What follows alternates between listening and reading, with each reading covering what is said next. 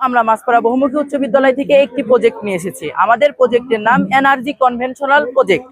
আমরা এই প্রজেক্টের মেন ফোকাস হচ্ছে আমাদের এই ইলেকট্রনিক শু।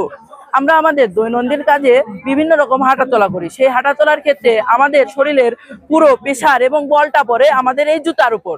জুতা একটা নিকৃষ্ট বস্তু। এটা যখন সমাজের কেউ খারাপ কাজ করে তাকে আমরা জুতার মালা দিয়ে অপমানিত করি, কিন্তু এই জুতা দিয়ে আমাদের দেশকে উন্নতির চরম শিখরে নিয়ে যাওয়া সম্ভব। আমরা যখন হাঁটাচলা করি তখন আমাদের শরীরের যে প্রেসার বল সেটা জুতার উপর পড়ে। এই জুতার বল থেকে আমরা এই জুতা দিয়ে একটি কারেন্ট বা ইলেকট্রিসিটি উৎপন্ন করব। যখন এখানে চাপ দেব তখন এখানে বিদ্যুৎ উৎপন্ন হবে। এই বিদ্যুৎ দিয়ে আমাদের এই ব্যাটারিটা চার্জ হবে এবং সেই চার্জ দিয়ে আমরা আমাদের ফোন, অ্যান্ড্রয়েড ফোন চার্জ দিতে পারি।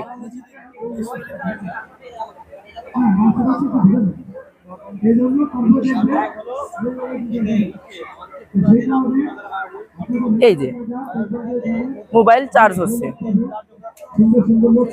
আমাদের আরেকটি প্রজেক্ট রয়েছে ভাইব্রেট কনভার্ট টু ইলেকট্রিসিটি।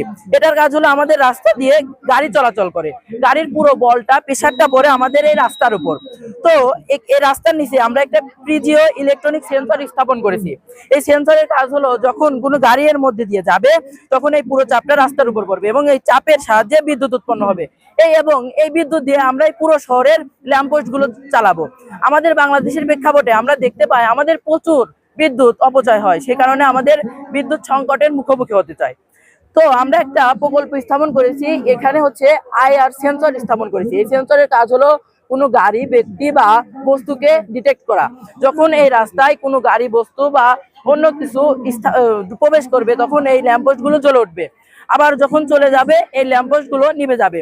তো আমরা এর মাধ্যমে আমাদের বিদ্যুৎ অপচয়কে রোধ করতে পারি এবং আমাদের দেশের প্রায় 18 কোটি জনগণ যদি আমাদের বাংলাদেশ সরকার এটাকে বাস্তবায়িত রূপ করে তাহলে 18 কোটি জনগণের পায়ে যদি এই জুতাটা থাকে তার মাধ্যমে যে বিদ্যুৎ উৎপন্ন হবে সেই বিদ্যুৎ দিয়ে আমাদের বাংলাদেশের বিদ্যুৎ সংকটকে দূর করা সম্ভব।